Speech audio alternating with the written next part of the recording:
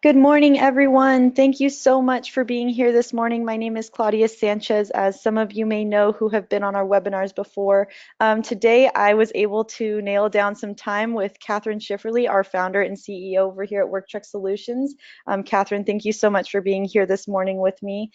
Today, we're going to go over some really good information of what's going on in the industry and how you guys can stay ahead of these trends that are happening and basically just be prepared for the future. So, Catherine, do you want to give a little bit of background of how you got started in the industry and started Work Truck Solutions? You bet, Claudia, and thanks. I appreciate your hosting this. Hello, everybody. I think what's fun is, well, first of all, I should say I've been in a professional capacity for many decades. So this isn't my first rodeo. And what happened was in 2007, I had left another industry, and I was introduced to the work truck industry and asked to help publish a magazine, which we still publish. I still am involved with today, called Ford Pros. And I agreed to do it, but only if I could find that there was a great deal of support for the idea around helping the salespeople in the commercial world expand their knowledge base and become better and communicate information. And what happened, Claudia, is that as I started meeting the people in the industry, the people in the commercial space, the body manufacturers and the distributors, I fell in love with the industry. I had come from a space that had, I'll be honest with everybody, it was the cable television industry, and not culturally a good fit for me because I'm a very straightforward, very honest person. So let's just not describe that space, but I just want to say I fell in love with the work truck space because everybody is just hardworking and salt of the earth, and this is a really important part of the United States economy, and that was kind of what's driven my passion to figure out ways to help. That is awesome. I've heard that story a few different times, and I just love hearing it every single time. Well, we started Work Truck Solutions in 2013, and like I said, we're just here to continue to help everybody. So I guess, do you think it's time to jump in and start talking about the tough things? Yep, absolutely. All right, let me just go over a couple more things. I see some people still getting logged in. Again, thank you all for taking the time this morning. Please feel free to type questions in your question box at any time throughout the presentation. We are going to have a question and answer session at the end. This is going to be kind of like an interview style, but also just kind of an open forum conversation between Catherine and myself. So please feel free to stop us at any time and ask those questions. And again, we will have that question and answer session at the end. Also, today's session is being recorded, so if for some reason you have a client come in or you got to jump off and take a phone call, don't worry, we will send you that recording tomorrow with a follow-up email, and if any questions don't get addressed, then we can always address those in that follow-up email. So our agenda, we are going to talk about changes in the industry and how you can understand new opportunities coming your way.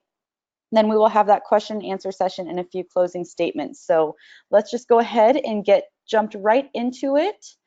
So Catherine, you've been a part of the industry for quite some time now. What are some of the significant changes you have seen and experienced over the last few years?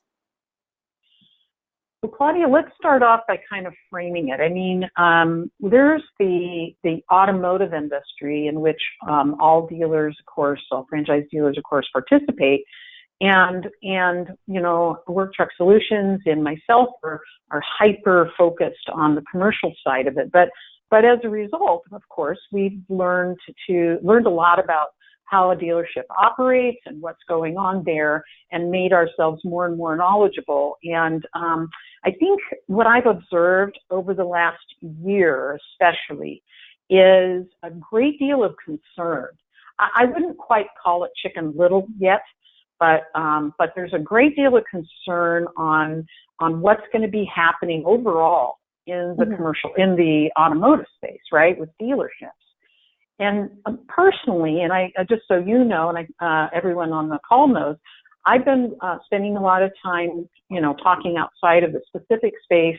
I was asked to speak at Digital Dealer about this specific topic because I'm very curious and very excited about how commercial ties into what we're going to talk about today. But I believe that dealers will actually matter even more in the future. That, that it's I look at dealerships as kind of like individual entrepreneurships. Each dealership is very unique. They have a variety of different kinds of personalities and goals and challenges. But what's most important is that they're local or regional. And I think that NADA has recently come out with a great research a document that talks about how people are still going to be buying vehicles in the future. And I think that that's kind of the key here, is that it's not that vehicles are going to go away because we've got suddenly autonomous vehicles, or suddenly we've got Lyft and Uber offering alternatives, or all of these things. It's more about rethinking how people will consume their mobility and how they're going to want to own vehicles and where the profit opportunities will shift over time. And so, like I said, I've been in part of a couple of great panels around this, and happy to share. I mean, when you stop and think about it, when you think about automotive, today there are 16 million, dealers, new vehicles, and 40 million used vehicles, with 260 million vehicles being serviced. Those are all going through the dealership in a year. And so that's a huge thing. So really what's important is for the dealers to be aware of what's going on. In marketing, we call that, scanning, environmental scanning, seeing what the trends are. Bain says that the impact of Uber, Lyft, and autonomous driving vehicles on vehicle sales will be less than 2%. That's what their reports show. But that doesn't mean that there aren't markets. Like, for example, there's even increasing sales in some markets, like San Francisco. So what's really happening is around the impact of the miles that are being driven. So strangely enough, the miles being driven are going up because of this increased mobility. Isn't that interesting, Claudia? I mean, to me, that it really seemed like, is.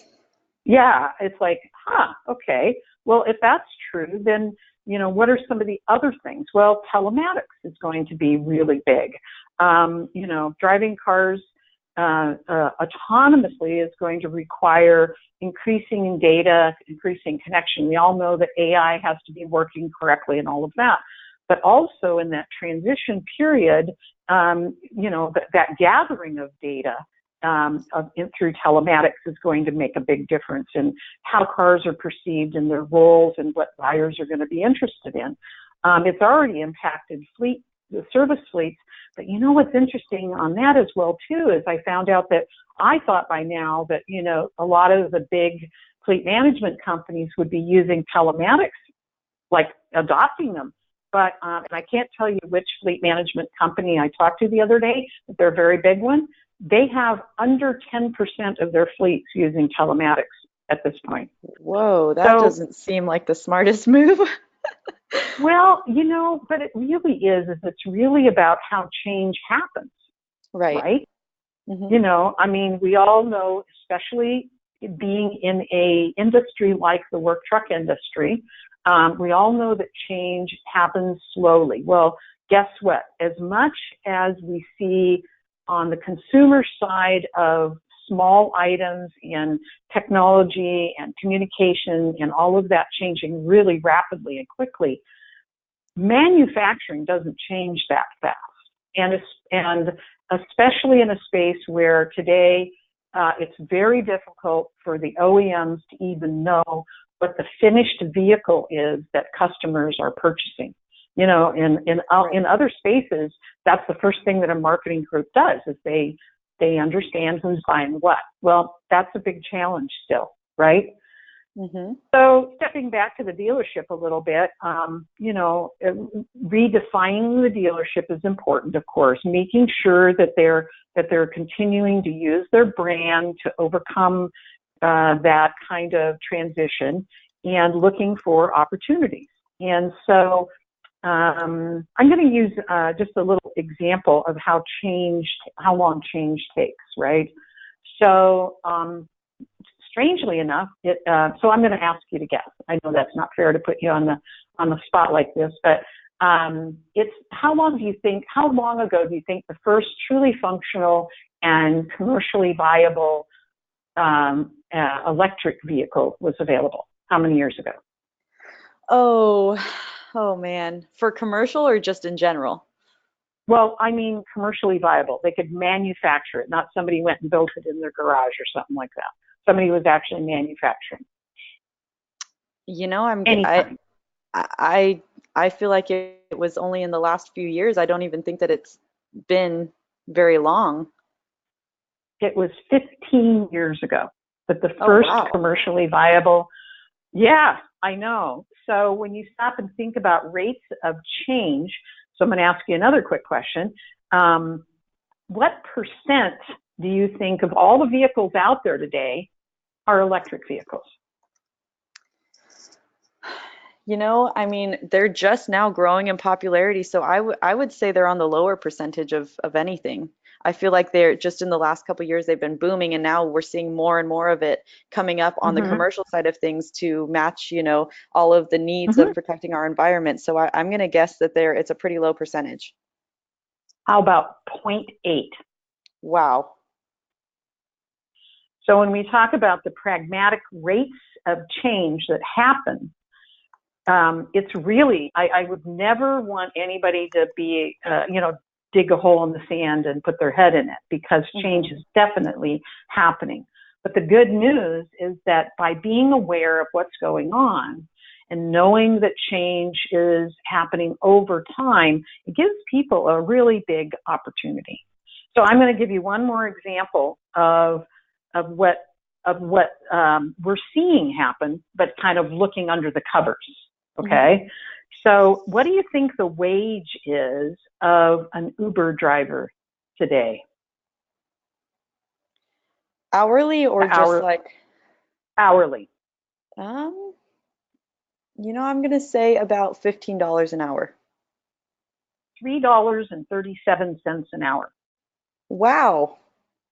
That's surprising because of So, how, I use those programs all of the time. I know that a lot of people use them all of the time. And, going to San Francisco recently, I was talking to one of them and they said, yeah, I mean, kids are using these services all the time to get to school, to go to sports. And so mhm, it's really yep. interesting. Well, and what's happening is Uber and Lyft are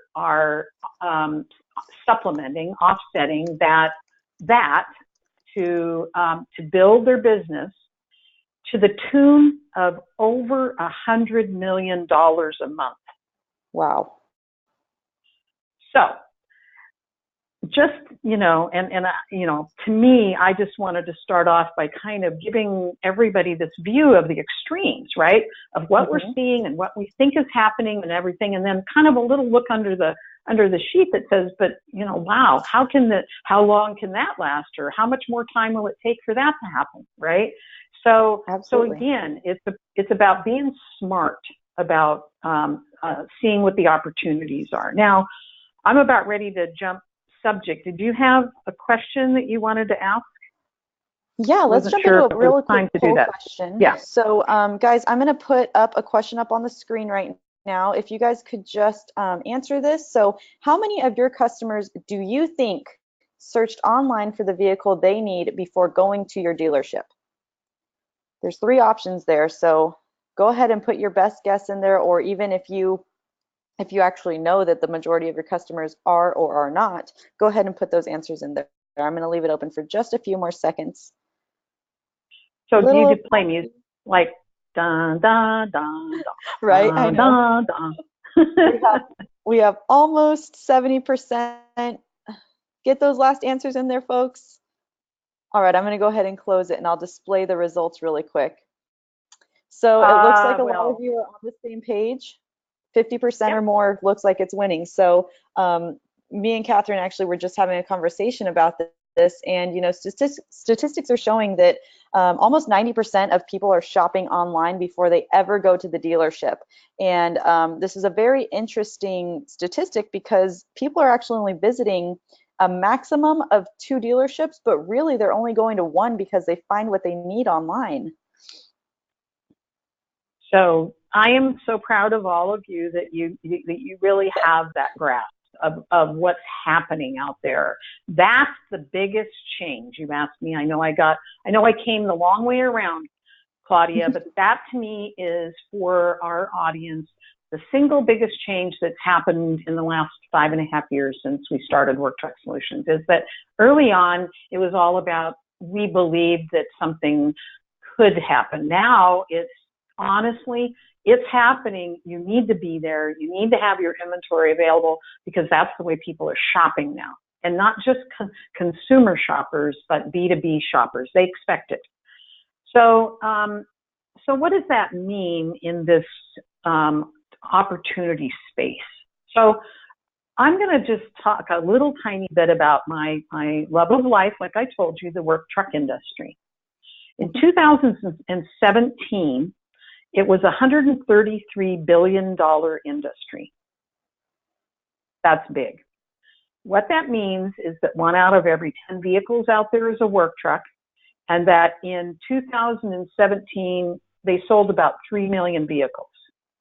The great news is, and when I started, I kind of really assessed what percentage of that goes through big fleets and what percentage of that goes through what we would call, local fleets.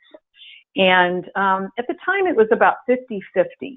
And I think that although that still is pretty good, there's some things that are going to be happening that I think are going to erode or make more, even more opportunity for local dealers. But still, that's a really big opportunity, because honestly, 80% of those dealers can leverage in some way or another of the total, either because they're uniquely local or uniquely regional, because they have some understanding of the vocational services that are specific in their marketplace.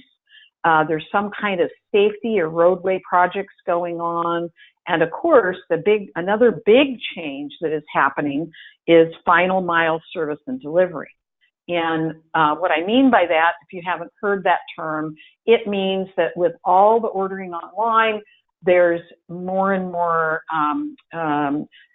ideas and innovation around how to deliver that product locally that last little bit.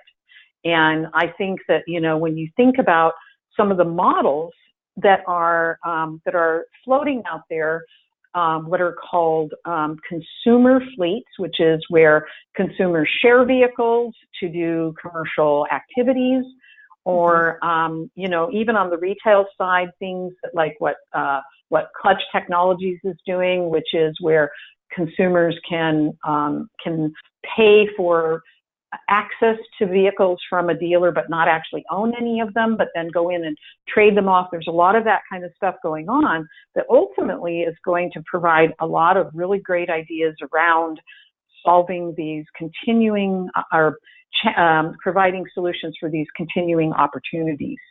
I think that I'm going to give you guys a quote, because I think it's about time to open up the floor to questions. Sure.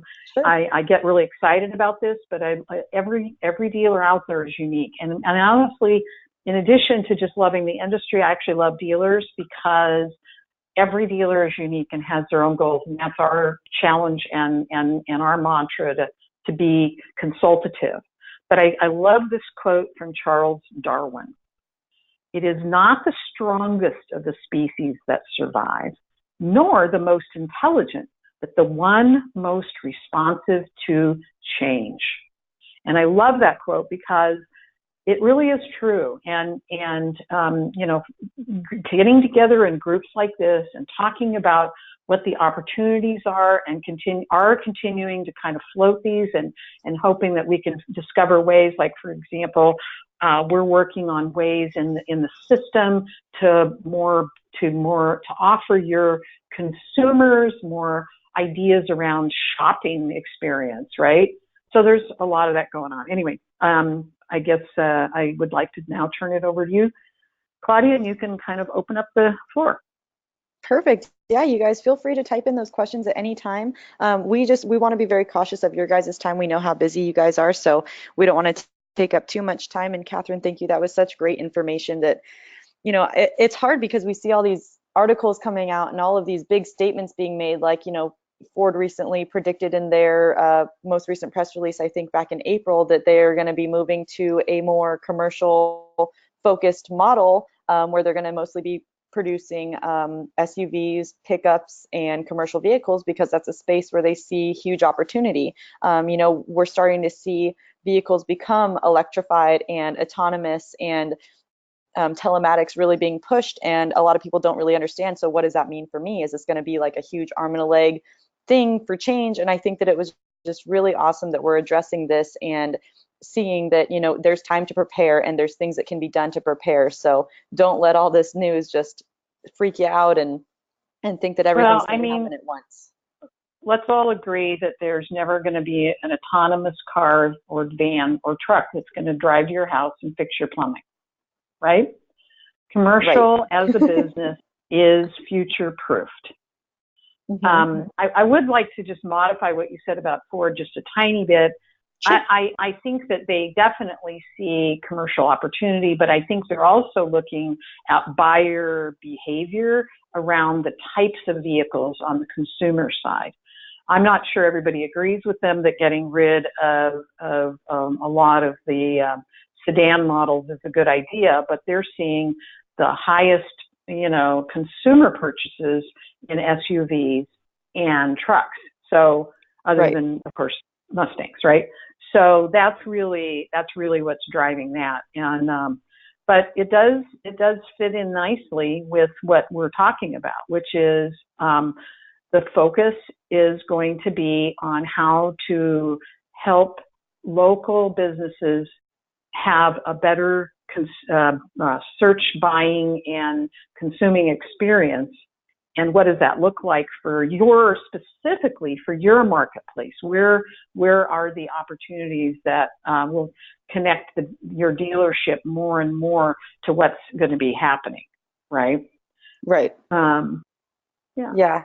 It looks like, thank you, Matthew Murray, for giving me this information. It looks like FCA is also looking to move towards a truck SUV model as well. So that's interesting, and it'll be interesting to hear how they go about, you know, making that happen.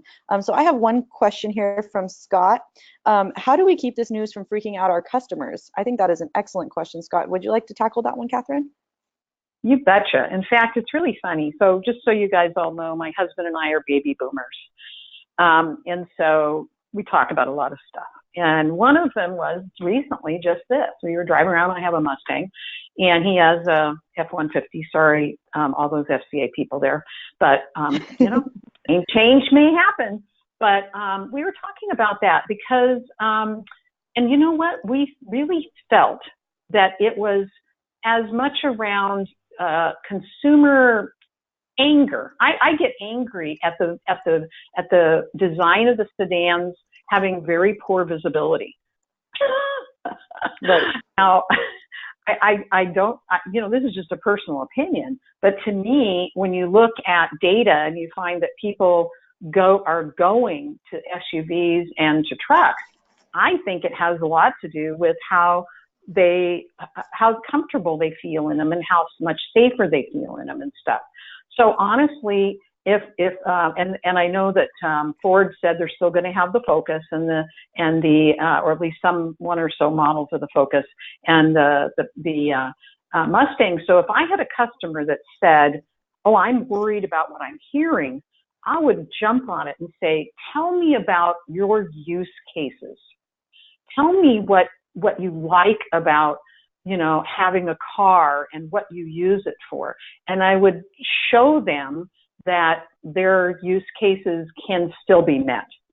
And I know that that's, it's tough to re-educate people. Trust me, I know this, because we started in 2013 when honestly, and hopefully there aren't too many people on the call today that will get irritated, but in 2013, a lot of the people selling commercial vehicles didn't know how to send an email at that time. So talking about being, it being important to be online was a really tough process.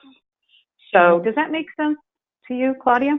Yeah, absolutely. And it looks like other people are agreeing as well. And AJ, thank you for sharing that quote with us directly from the from Ford's press release. He just gave the 90% of Ford's business is most likely going to be commercial SUVs and pickups by 2022. So thank you so much, AJ. And that makes perfect sense to me. And, as you were speaking about this, it kind of brought up a question in my head. I wonder how servicing, because used vehicles are such a huge market, not only just in commercial but in retail as well. I mean, I have a certified used vehicle, and it's actually a little Honda Civic, so I completely agree with you with the visibility of things. And being up in Chico where we're located, we have some very interesting streets, to say the least, and it's almost impossible to see around the corner unless you're in a big SUV or truck. So my boyfriend would get mad at me, but I'd steal his truck all the time so I could actually see when I was driving. But it's going to be, I wonder how the servicing and parts will be affected, because if you have a used vehicle that's not being produced anymore, how are they going to be addressing those things? And that's another thing. You need to overcome that fear. I mean, honestly, two things. First of all, the OEM is committed to providing parts in service for, at least the parts for, I don't know, somebody correct me if I'm wrong, but I think it's 20 years. Oh, wow. And my husband has a 71 Malibu, and what happens is after that he's building forever. Sorry for the side comment there, but after the OEM quits making the parts, companies that are aftermarket companies, they jump in and they start manufacturing parts. Now, if you've got a vehicle that's not very popular, I don't know if it extends that long. But on the other hand, if it's not very popular and it's the only one left on the road, maybe it'll be worth the money someday. Absolutely. That's a great, I didn't even think about that. So there's always a solution, right? Well, and if people need it, there is. That's the whole point of this call, right? I mean, there's not going to be, need is not going away. It's about figuring out where you want to, what your goals are to stake your claim in that need. And most of that is being aware and working with smart people that see other things around. Because it is true that, when you're in a business, you tend to get you have to be focused to be successful. So the challenge of that focus is being able to break out from it and having a different viewpoint so that you can see opportunity and see future, right? Yeah. Absolutely. All right, cool. Well, does anyone else have any questions or any comments to contribute to this? I mean, this is such a great conversation. If not, we'll go ahead and get to the last parts and let you guys go, but I'll leave it open for just another few seconds.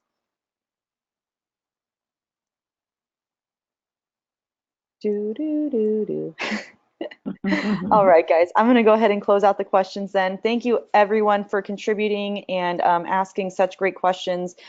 Catherine, those were such thoughtful answers. I'm just going to let you guys all know we do have a joint Ultimate Bootcamp coming to California in August.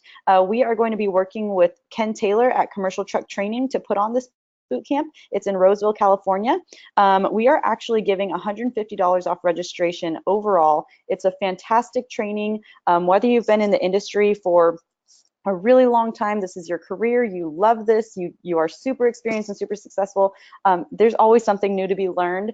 There's going to be a few people from our team there, a couple people from their team, and we're going to go over some really good information that can help you guys jumpstart or adjust and be even more successful than what you are already are. So if you're interested in that, visit commercialtrucktraining.com and look under their events section and you'll find the link to that. I'll also include the link in the follow-up email in case any of you guys are interested in that.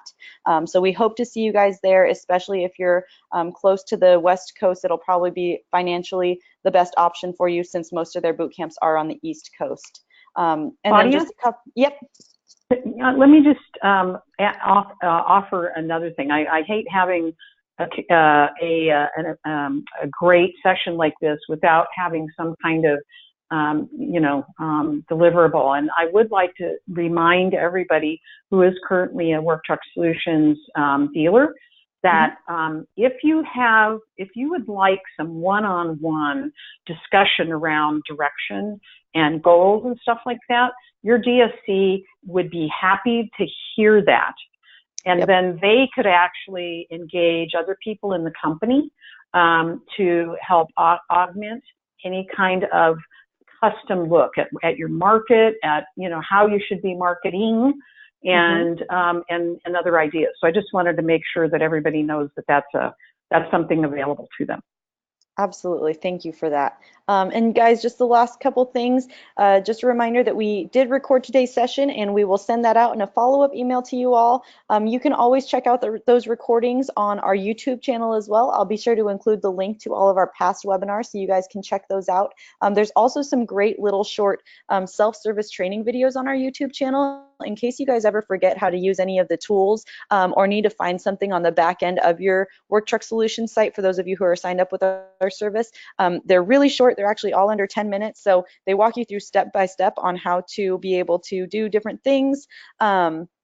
And so make sure that you check those out as well. I'll include the link in the follow-up email. If you guys want any more information on this, have any more questions, or if you have a recommendation or a topic for us to use in the future, we love to hear from you guys. Just shoot us an email, marketing@worktrucksolutions.com. I actually am responsible for receiving those, so I'll be sure that I get those. And if you guys have any recommendations, we'd love to hear from you. And be sure to sign up for that West Coast Ultimate Bootcamp if you guys are available and would like to learn how to really up your game on the commercial side of things. Thank you all so much for attending, and we look forward to seeing you next time. And Catherine, thank you so much for being here today. I really appreciate it. You bet. It was great. And thank you, everybody, for being part of it. All right, you guys. Happy selling and have a great rest of your week. Bye.